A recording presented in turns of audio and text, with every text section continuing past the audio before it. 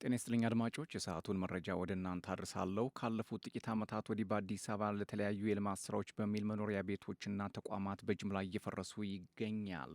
በተለይ ለጫካ ፕሮጀክት፣ ለኮሪደር ልማትና መልሶ ማልማት ለተሰኙ ወቅታዊ የመንግስት ትኩረቶች በ10 ሺዎች የሚቆጠሩ ቤቶች ፈርሰዋል። ነባሪ የመኖሪያ አካባቢዎች ፈርሰው በሌሎች ግንባታዎች ተተክቷል ወይንም በሂደት ላይ ናቸው።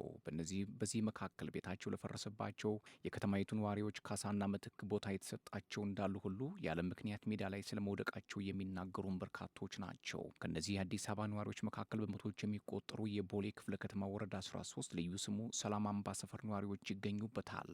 ሰነድ አልባ የተባሉት የቤት ባለንብረቶች ለ3 አስርት ዓመታት ያህል በአካባቢያቸው እንደኖሩ ይናገራሉ።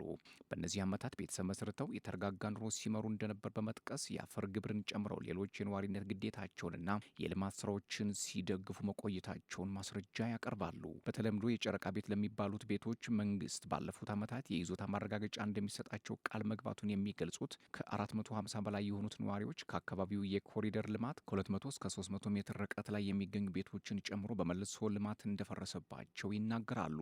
ነዋሪዎቹ ቤት በማከራየትም ቤተሰብ እያስተዳድሩ እንደነበር ጠቁመው እድራቸውን ጨምሮ ሌሎች ማህበራዊ አገልግሎቶቻቸው መበተናቸውንም ነው የገለጹት። ጭካኔ እየተሞላበት ሲሉ ቤት አልባ ያደረጋቸውን እርምጃ የሚገልጹት ነዋሪዎቹ ሕይወታቸው መመሰቃቀሉንና ሜዳ ላይ መውደቃቸውን በመጥቀስ ባይተዋር ሆነናል እያሉ ነው። ሌላው መረጃ የሱዳን ጦር ተፋላሚውን የሱዳን ፈጥኖ ደራሽ ኃይል በማሸነፍ ከ2 ዓመት ጦርነት በኋላም ካርቱም የሚገኘውን ፕሬዝዳንታዊ ቤተ መንግስት መልሶ መቆጣጠሩን ወታደራዊ መሪዎች ገልጸዋል። በደስታ የተሞሉ ወታደሮች ጠመንጃቸውን ሲያወዛውዙ፣ ሲጮሁ እንዲሁም ተንበርክከው ሲጸልዩ በማህበራዊ ሚዲያ የተጋሩ መረጃዎች አሳይተዋል።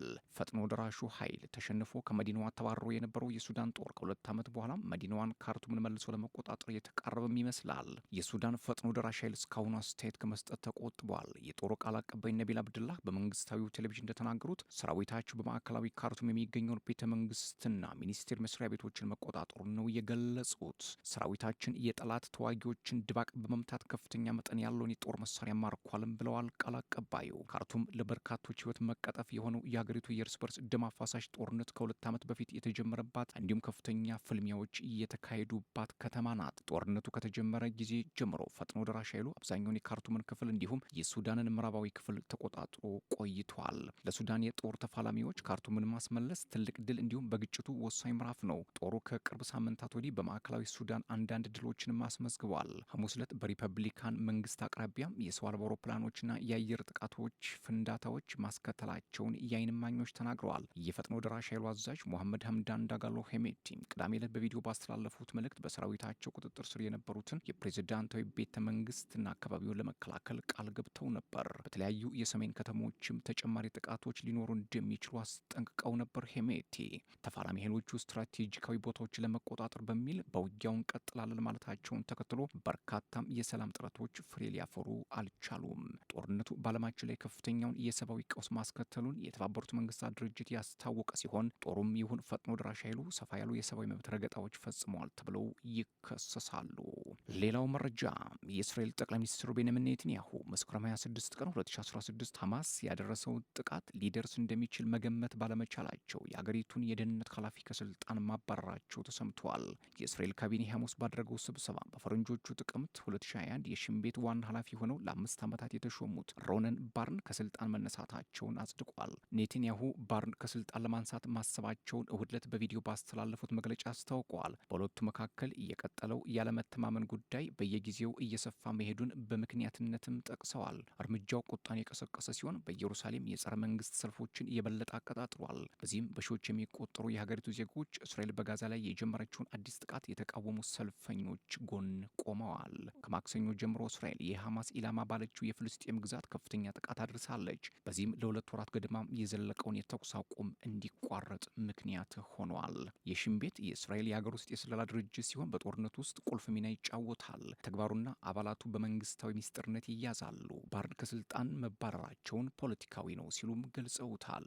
ሌላው መረጃም የዩናይትድ ኪንግደም ግዙፉ ሂትሮ ዓለም አቀፍ አየር ማረፊያ አቅራቢያ በሚገኝ የኤሌክትሪክ ማከፋፈያ ጣቢያ ላይ እሳት መቀስቀሱን ተከትሎ በተከሰተው መብራት መቋረጥ መጋቢት 9 2017 ዓ.ም ሙሉ ቀን ተዘግቶ ይውላል ተባለ። የእሳት አደጋ የደረሰበት ማከፋፈያ ጣቢያም ለአየር ማረፊያም የኤሌክትሪክ ኃይል አቅራቢ እንደሆነም ተገልጿል። በሀገሪቱ ውስጥ በከፍተኛ ሁኔታ ስራ ስራ የሚበዛበት አየር ማረፊያ በሚቀጥሉት ቀናት ከፍተኛ መስተጓጎል እንደሚኖር አስጠንቅቆ እንደገና እስኪከፈት ድረስ ተሳፋሪዎች በምንም አይነት ሁኔታ እንዳይጓዙ መመሪያም አስተላልፏል።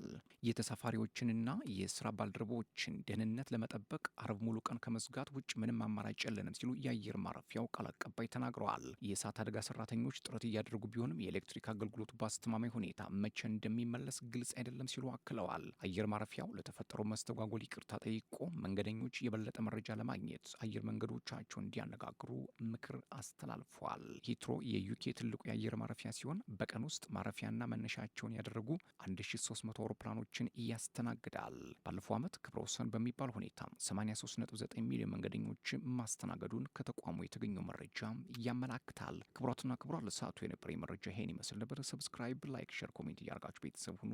ሰላም።